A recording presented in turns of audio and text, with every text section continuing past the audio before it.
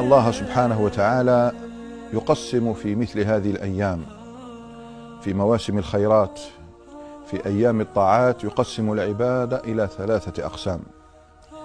يقول الله عز وجل في بيان هؤلاء الأصناف الثلاثة: ثم أورثنا الكتاب الذين اصطفينا من عبادنا فمنهم ظالم لنفسه ومنهم مقتصد ومنهم سابق بالخيرات بإذن الله. ومنهم سابق بالخيرات، الذي يسابق بالخيرات هو الذي يبادرها، يبدأ بالخير من قبل أن يأتي موسمه. وإنما نذكر هذا التقسيم في مثل هذه الأيام بالذات ونحن على مشارف شهر كريم، شهر عظيم، شهر الصيام، شهر التوبة والمغفرة من رب الأنام. فإن أكثر الناس وجل الناس ربما سايروا الحدث، يصوم متى بدأ هذا الشهر الكريم، وهذا فضل من الله ونعمة. ولكن المسارعين والسابقين بالخيرات فهؤلاء يشرعون في هذه العبادات، عبادة الصيام، عبادة الإكثار من تلاوة القرآن، عبادة التصدق على الأرامل والمساكين والأيتام، يبدأون فيها من هذا الشهر، شهر شعبان.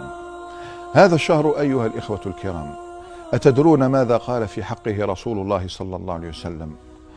روى الإمام أحمد عن أسامة بن زيد عندما لاحظ ورأى أن النبي عليه الصلاة والسلام كثيرا ما يصوم هذا الشهر، قال: لماذا تصوم هذا الشهر أكثر مما تصوم غيره؟ وجاء الجواب الذي يأخذ بالألباب، فقال: ذاك شهر يغفل عنه كثير من الناس. وانتبهوا، الناس هم من جلة الصحابة، من خيرة الأنام في تلك الأيام. وزد ويقول يغفل عنه. ألم يكن أولئك القوم، أولئك الناس الذين يقصدهم الرسول صلى الله عليه وسلم، ألم يكونوا يعدون أيامهم ويعبدون الله سبحانه وتعالى بارئهم على حساب الهجري؟ جواب: بلى، ما كانوا يعدون إلا بالحساب الأشهر الهجرية. يسألونك عن الأهلة قل هي مواقيت للناس والحج. يستحيل عربي لا يعلم أنه في شعبان، يستحيل. ومع ذلك قال يغفل عنه كثير من الناس، فما بالك في زمن جل المسلمين لا يتعاملون فيه بالأشهر الهجرية، فلا شك أنهم سيقعون في غفلة أعظم وفي غفلة أشد. فحرص النبي صلى الله عليه وسلم على أن يكثر من صيام هذا الشهر، لأنه شهر يغفل عنه كثير من الناس. ثم يقول: وهو شهر ترفع فيه الأعمال. رفع الأعمال عرضها على الله الكبير المتعال. أعمال اليوم ترفع في العصر، أعمال الأسبوع يوم الاثنين والخميس، أعمال العام ترفع في ليلة النصف من شعبان.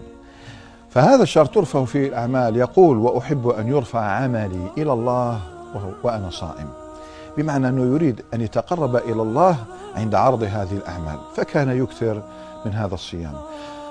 الأئمة الكرام والسلف الأعلام كانوا يسمون شهر شعبان شهر القراء. مثلا ترى حبيب بن أبي ثابت رحمة الله عليه إذا دخل شهر شعبان نادى في الناس: هذا شهر القراء. وكان محمد بن قيس الملائي إذا أهل عليه شهر شعبان أغلق حانوته وتفرغ لقراءة القرآن والصيام. كل هذا يتجهزون ويستعدون لدخول الفريضة على أحسن وجه. شهر رمضان هو شهر صيامه فرض، ولكن يستحب للمسلم أن يكثر من الصيام في مثل هذه الأيام، لعل الله سبحانه وتعالى يستجيب لنا كما استجاب لأولئك الأعلام الذين كانوا يقولون: اللهم سلم لنا رمضان وسلمنا إلى رمضان.